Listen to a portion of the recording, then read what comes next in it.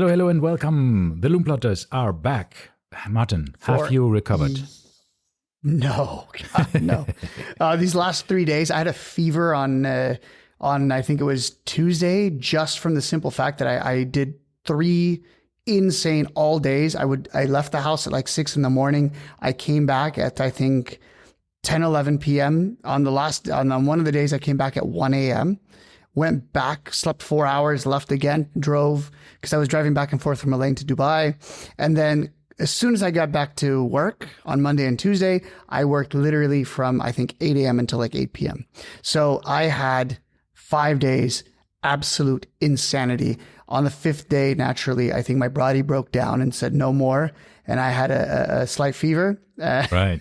Of course, once I slept it off, it went away. So it wasn't COVID, right?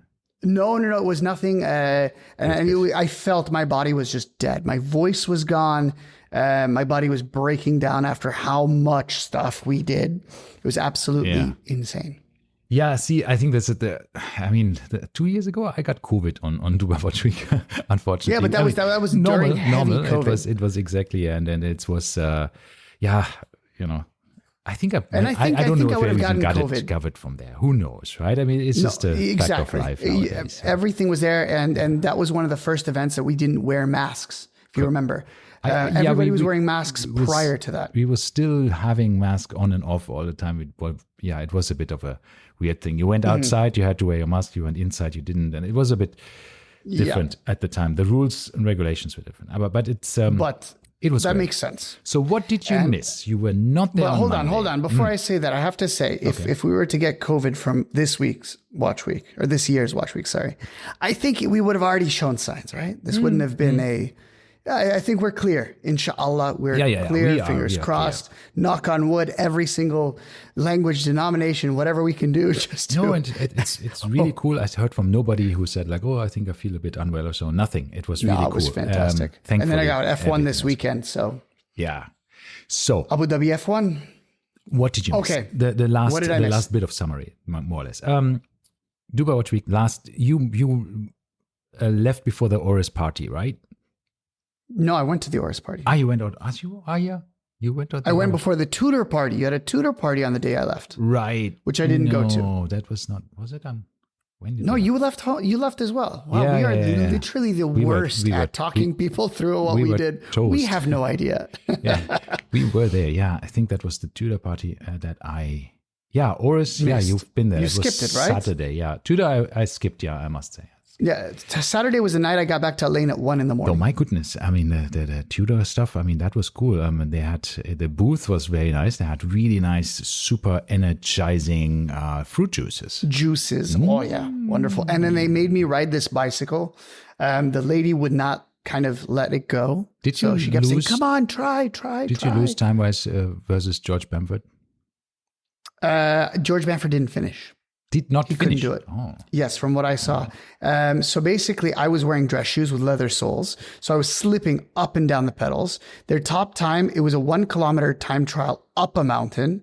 Which mountain was it you were watching? No, I wasn't watching. You mentioned it by name. You said, I skied there. In Montana. Yes. Yeah, Montana. The city. Exactly. I don't know the mountain's name, but Montana in Switzerland. Yeah. Riding through Montana. Trans Montana, depending on where you are.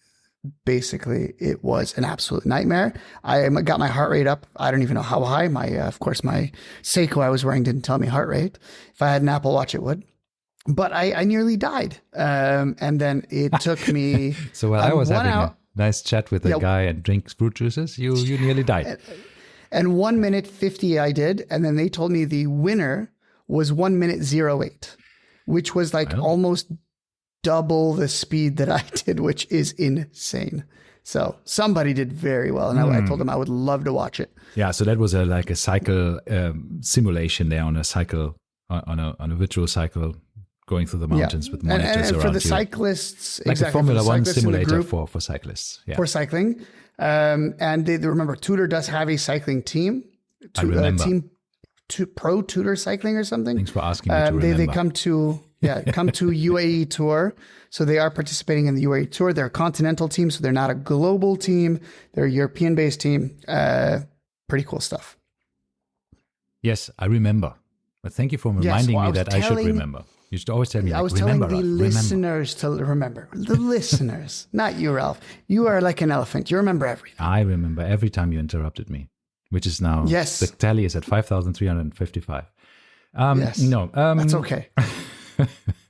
So. It's okay. On the Monday morning, it started with actually an event that I had to unfortunately also dodge because I wanted to have a bit of a walk around, prepare for things.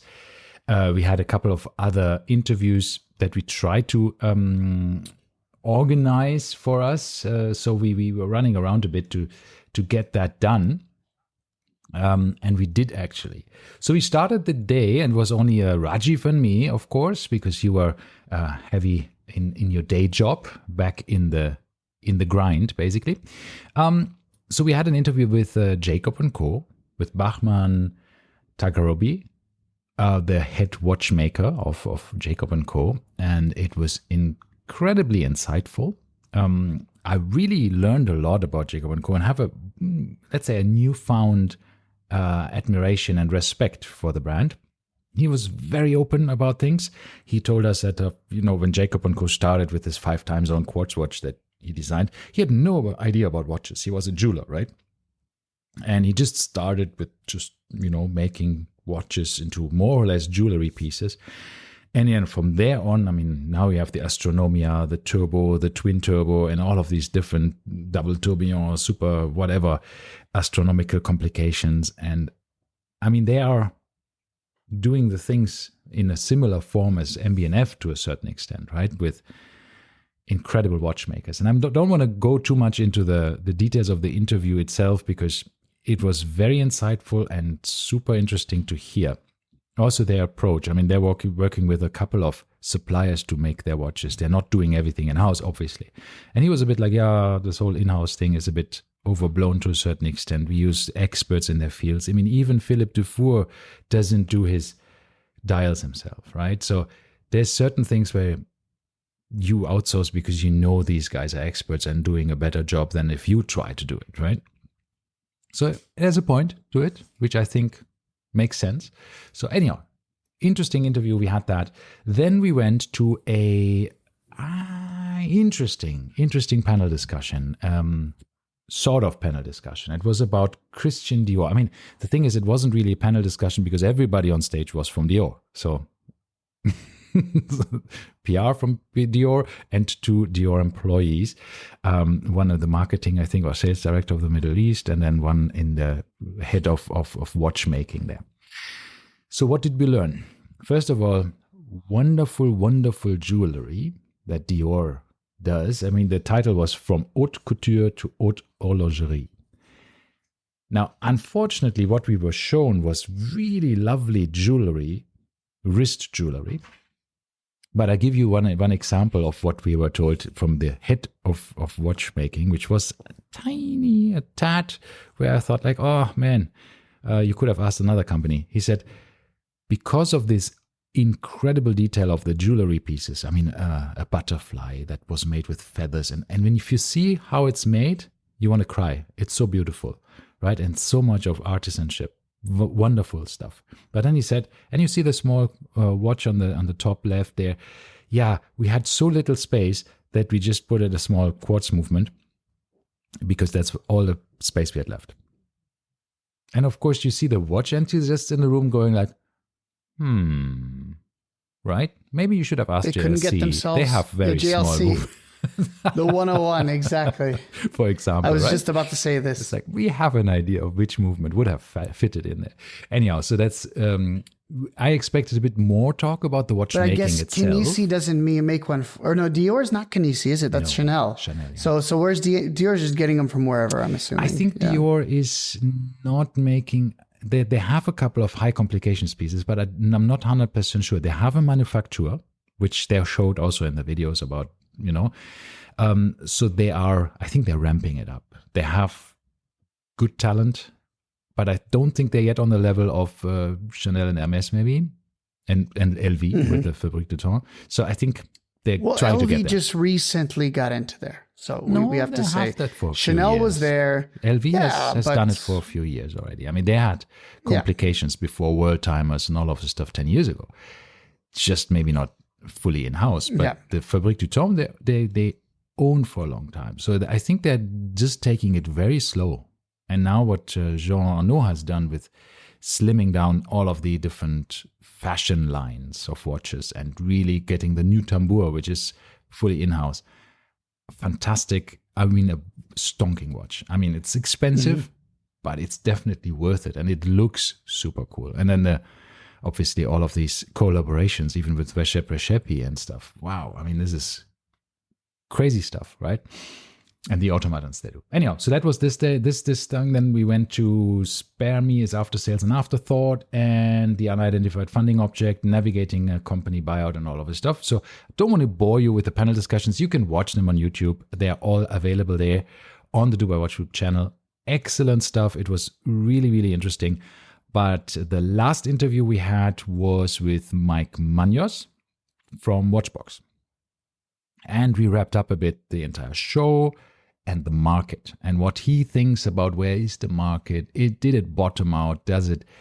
Where does it go from here? How did the company Watchbox as a pre-owned dealer go through COVID? And it was very fascinating to say how they basically said like, okay, shit hit the fan. COVID is coming. Let's all tighten our belts, work from home, and just try to get through it, right? And then suddenly they realized, damn, pre-owned watch business is going through the roof, right? Yeah. So instead of we think we have to prepare for a really, really bad time, it was just like good times. I mean, in that regard, not good times for people who had the unfortunate, COVID infection and obviously passed away. There's a lot of people who have had very dire consequences from COVID. But for the watch industry, it was actually really strangely monumental boom times. Yeah. But again, that was very interesting. Don't go into too many details there. It was really cool. Yeah. And then in the end, we just had a walkthrough through the entire fair, which was fantastic. We didn't even see certain rooms. Van Cleef & Arpels. No, so this is the thing is I regret not going through some of these rooms. And I didn't have the time, partially because we were exhausted running back and forth like chickens with our heads cut off. But nonetheless, you got the opportunity to go through these. So the ones I missed, Van Cleef, I saw videos about it. It was absolutely stunning. Hublot, Girard-Perregaux, Chanel. Yep.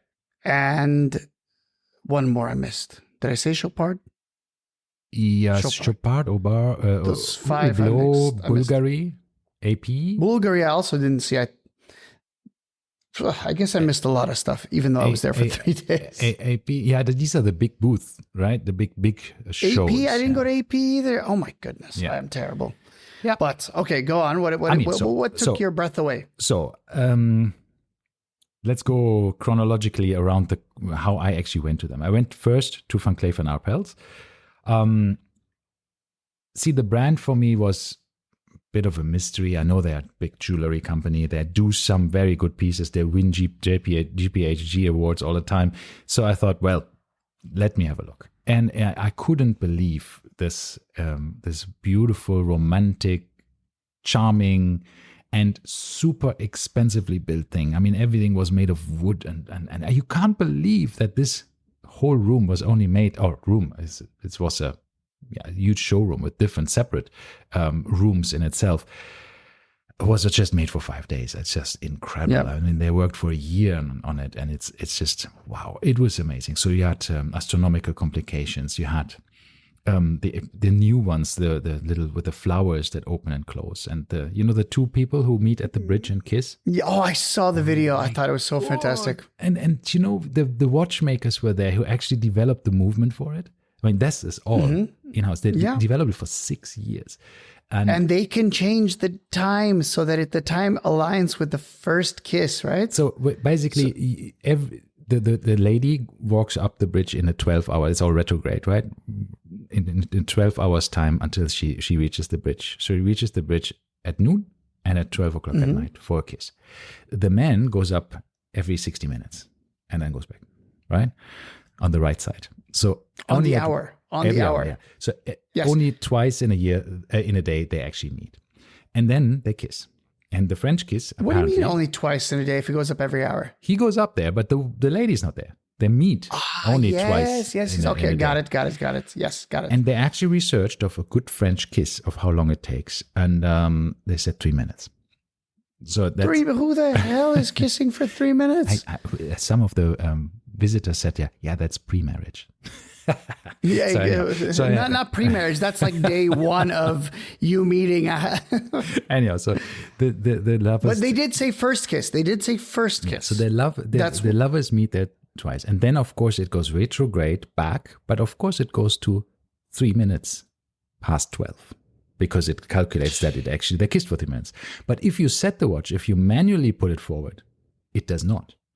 It goes to 0 because you might want to set the time correctly. Right? To 12 o'clock. So I don't know how they do this, that when you manually move it forward, it goes to 0. But if it actually works through it goes to 3 because of the kiss. That's amazing. Crazy stuff. And then you can press the button if you want to have you just want to see the complication work. So wherever the time is, the lovers go and meet in the middle and they meet at the same time, right? It's not that one... Because you're already, like, say, at minutes 55, so the man just goes pop. The man waits until they're at the same level, and then they meet, kiss for 10 seconds, because just a quick one, right? Meet for 10 seconds, and then they'll go back to the respective places. It's so beautiful. And if you think about all of this stuff of how they made this work in this movement, that they all go back to their respective time after they did the little animation, plus the 10 seconds. Wow, it's just absolutely insane of how they did this. This movement is a really work of art, as is the dial, the enamel work. I mean, but once again, you failed to mention that you can ask the what's it called, the watchmakers to adjust the time so that they don't meet at midnight or 12, right? Exactly. You can be at. If your first kiss, they say, was at 12:15 or 11:15. I failed to mention. Put it to thank 15. you for this passive aggressiveness. Thank you. Yes. Yeah. You failed to mention this. How dare you? They worked all this time, and then you don't even give them credit. The case is, I didn't even know that they can adjust it because I wasn't. It can be adjusted. I wasn't told. They failed to mention it to me. Can you see? They failed, but yes, it can be adjusted. No, there's no blame. These guys did a fantastic job. The watchmakers were so passionate, and it just was absolutely amazing to see this. So I asked them, because enamel work is prone to errors, right? You have to fire this. I think they fire it for 17 times or something, because they have to do so many different layers. It's just an absolutely insane process. And because when they fire something, the enamel contracts and then it pulls the dial, the metal of the dial up, right? And you can't have that, because then the dial is not anymore flat. So what you do is you put enamel on both sides when you fire it, so that it pulls from both sides. But you need to have, depending on what kind of enamel you put on top and which colors you have to counteract this on the other side. And it's just insane. And even just taking it out of the oven, you have to give it in front of the oven a few seconds to cool down a tiny bit before you pull it out entirely, because otherwise it will crack. So, and the question was asked to the ladies who do this, how long is the right time? And I said, I'll feel it. So this is all experience, right? To not break these. So, it's like how my grandmother cooks, right? You ask her how much salt, enough. Yes, the right amount of salt. The right amount. Anyhow, and then there's this whole enamel they have. I asked them, because some companies said they have a 80 to 90% failure rate, right, because of the enamel cracking or some bubbles and all of this stuff. But they said no, we couldn't sustain ourselves if we had such a high failure rate. We have way less. So we have sometimes things that break and mistakes are made, but they're saying we have it figured out so well that we're good. I thought, okay, that sounds like they know what they're doing. So that was that. And then Hublot, cool stuff. Lots of this sapphire things and out there models. Can't remember a single model really from Hublot. Big Bang. yeah, so Big Bang, Unico, the Olinsky stuff. Yeah. There's a couple of really, really nice models. I'm still a fan of the normal Classic Fusion. I still think that's It's a fantastic watch. Yeah. beautiful watch, and in certain color and material combinations, it's really cool. I would probably wear it. Yeah, but that was that. It was Hublot. Then we went to Bulgari. Also there we saw a lot of, Fabrizio Benamassa was there. That guy is just so impeccably dressed and he looks like he's coming out of a book rather than reality, right?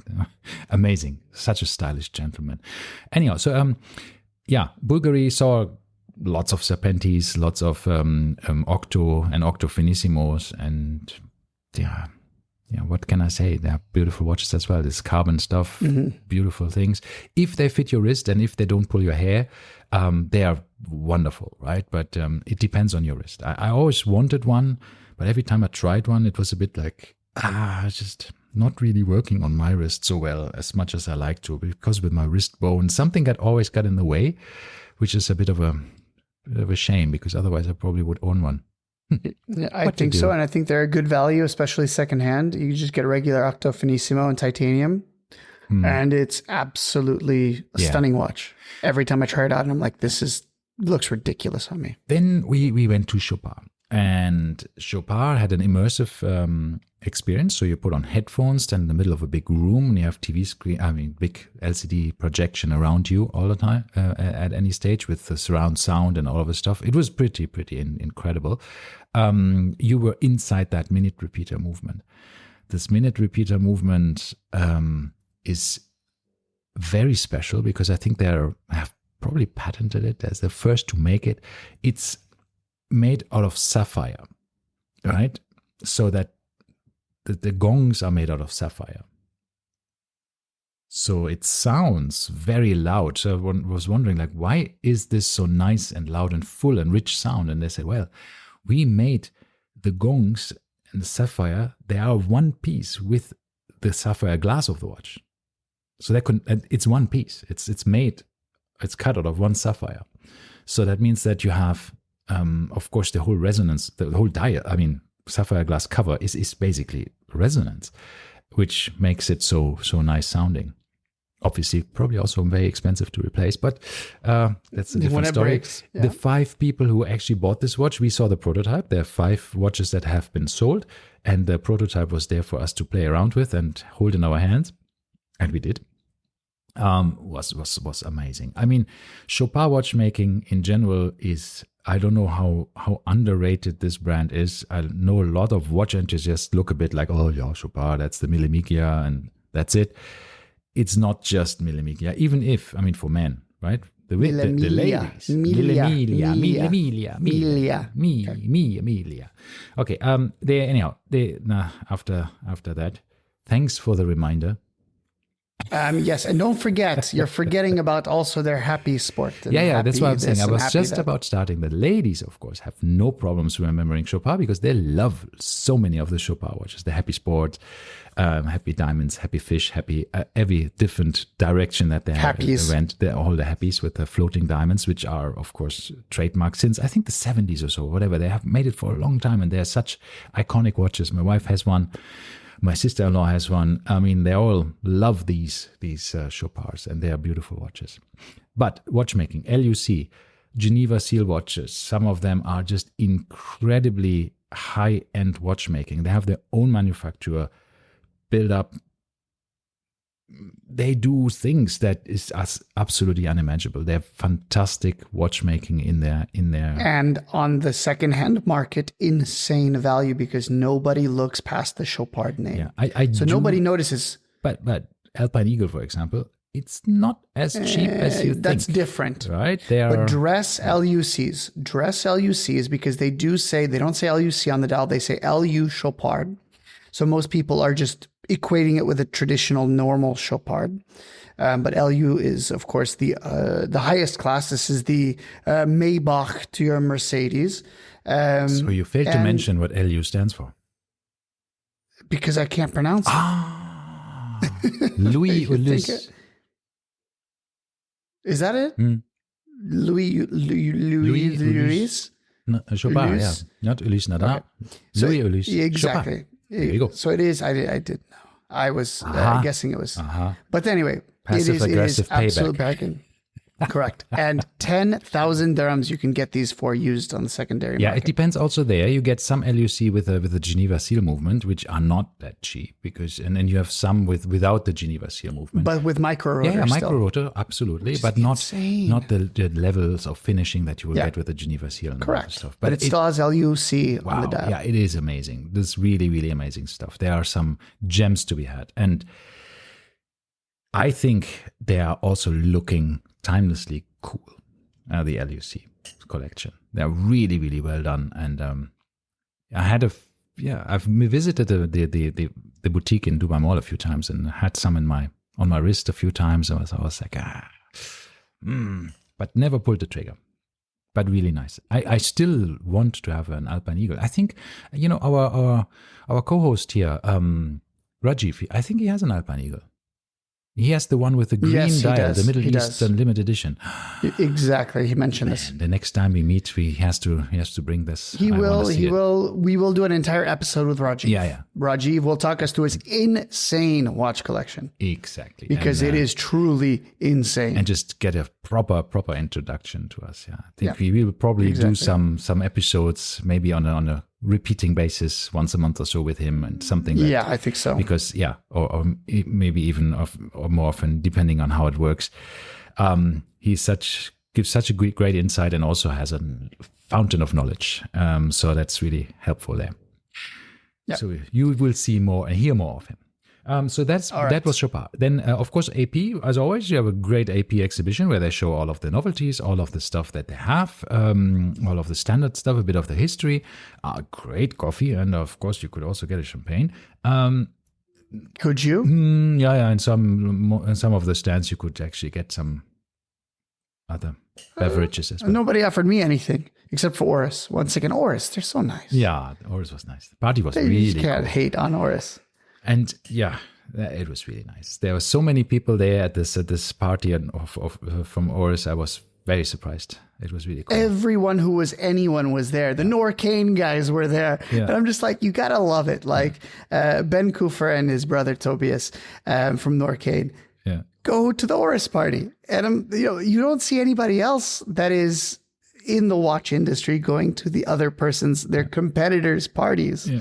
And it's hilarious. I mean, you didn't see anyone else. Yeah, and we got with the Arab Watch Club, we got a small little tiny event with Rolf. He came and just congratulated us all to our limited edition that we had, one of 50 pieces of the Arab Watch Club Oris Pointer Date. Really cool watch. Everything is in Eastern Arabic on the dial with different numbers, right? To the even numbers instead of the odd numbers being on the display, which is very rare. So you have the 2, the 4, the 8, and the 10 in Arabic, and then you have even as opposed to 369. Yeah, and that was designed. The font and the translation of the Oris logo was designed by somebody who designs the logos for Rolex and stuff in Arabic, right? So very, very good guy, and he managed to get this Oris in Arabic in a way that it actually says Oris. Sometimes it's very similar phonetically, but not written the same. But this is like amazing. It's just absolutely But amazing. Once again, really cool. The font is what got it for me, because the font, once again, looking at Arabic, you can have different fonts in Arabic as well. It's lovely. But it looked like Oris would write this. Yeah, it looked like a font Oris would use, and it was cool. So, all right, for some weird reason, when I showed this watch to Rolf, he actually looked at it the first time and was like, "Whoa, that is really cool." And I thought, man, you made it, no? You have seen it. And he has showed the prototype to Hassan, right? Who designed it together with him. But I think he was just taken aback of how good it looks in the normal light outside and all of this stuff. It's really cool.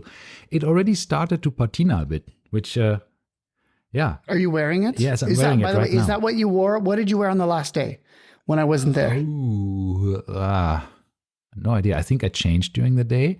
I did wear, I think, my Blancpain, the 50 fathoms bathyscarf, the blue one, the ceramic, and I think I wore my Sky Dweller, which you don't have anymore because I sold it yesterday.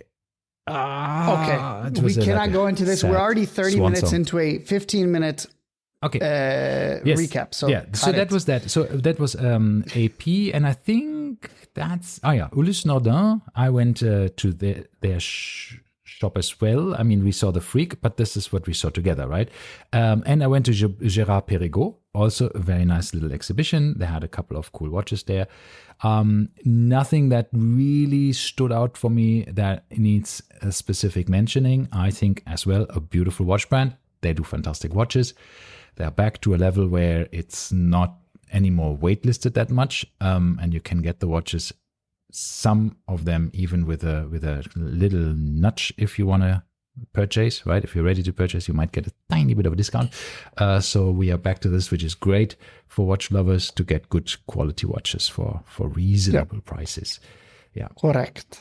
So that was very nice as well. And they did a great coffee as well as Ulysse Nardin, right?